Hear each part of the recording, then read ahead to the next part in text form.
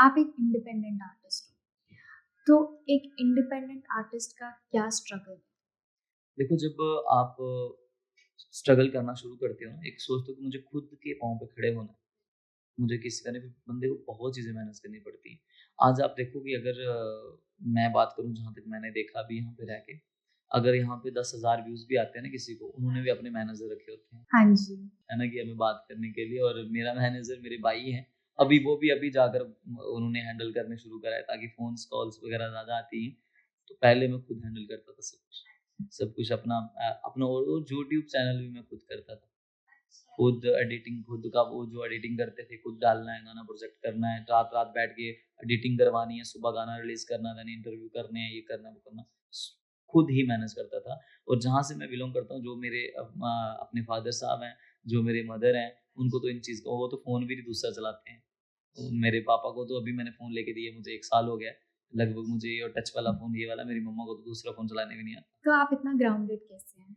देखो जब बंदा एक ज़मीन के उठ उठ के आया हो ना, जिसको पता है कि मुझे हर एक चीज़ की वैल्यू पता है। अगर मैं यहाँ पे बैठा हूँ ना, तो मुझे इसकी वैल्यू पता है कि मैं कितनी मेहनत करके यहाँ पे बैठा हूँ। और जिनको जकदम हाइप मिलती है, वो यहाँ पे आके खड़े हो जाते हैं ना, उनको इस चीज़ की वैल्यू पता नहीं होती है।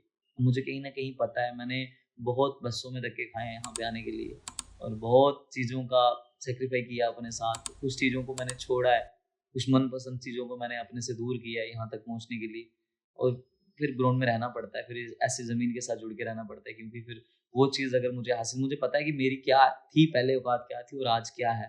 तो मैं कहता हूँ कि जो पहले वाली है वो मुझे हमेशा याद दिलाती रहे कि सौरभ तू पहले ऐसा था। आज भी स्ट्रगल ही कर रहा हूँ, ऐसा कुछ नहीं है कि आज मैं कोई बहुत बड़ा आर्टिस्ट हूँ, ना कि बहुत एक जम्मू का प्यार है जो मुझे इतना मिलता है और कहीं न कहीं एक अच्छा रिस्पॉन्स देते हैं लोग। बाकी स्ट्रगल मैं आज भी कर रहा हूँ और आने वाले टाइम पे भी करता रहूँगा। बट वो रिश्तेदार जिन्होंने आपको नीचे धकेला, वो क्या कहते हैं आपके लिए? खुश थे वो भी, हाँ।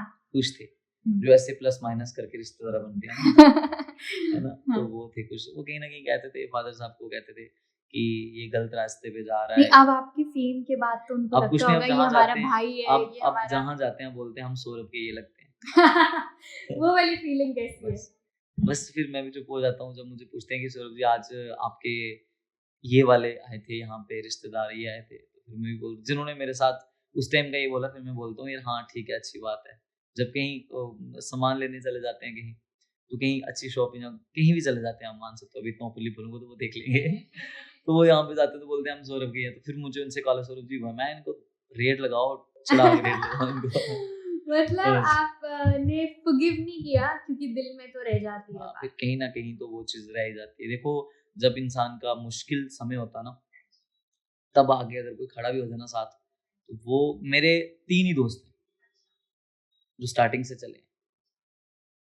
जिसका नाम है संजीव, उसकी तो अब शादी हो गई, वो किसी और का हो गया है। तो एक है विशाल और राघव, 3 मेरे ऐसे बहुत सारे दोस्त हैं, बट जो जिनके साथ मैंने अपना टाइम जिगरी दोस्त। जिगरी दोस्त हैं, वो मेरे 3 ही दोस्त हैं, जिन्होंने मेरे साथ हमेशा मुझे पता है, वो जो मुझे जानते हैं और उन लोगों ने मेरी इतनी मेहनत मेरे पीछे इतनी मेहनत करी है। जब क्या होना कि मेरे गाने निकलते स्टार्टिंग में तो उन्होंने क्या करना, अपने जेब से पैसे लगा के पोस्टर लगाने, जगह-जगह लगा जाके और कहीं न कहीं उनको लोग बोलते हैं, "यार क्यों ये कर रहे हो, ये कर रहे हो?" तो वो उनके दिल में भी थोड़ी चुभती थी यार, है ना? और आज जब मैं उसी जगह पे परफ़ॉर्म करने जाता हूँ, तो फिर मैं उनको कॉल करता हूँ, "भाई मैं आज वहाँ पे आया हूँ।" कहते हैं, "हमारी मेहनत जो है वो सफल हो गई है यार, बहुत हमने मेहनत।" वो अपनी गाड़ी लेके जाते थे और तब तो क्या हुआ ना कि मैंने जिसके पास गाड़ी होती थी, जिसके पास पैसे होते थे, फ़ोन करते वो देते थे।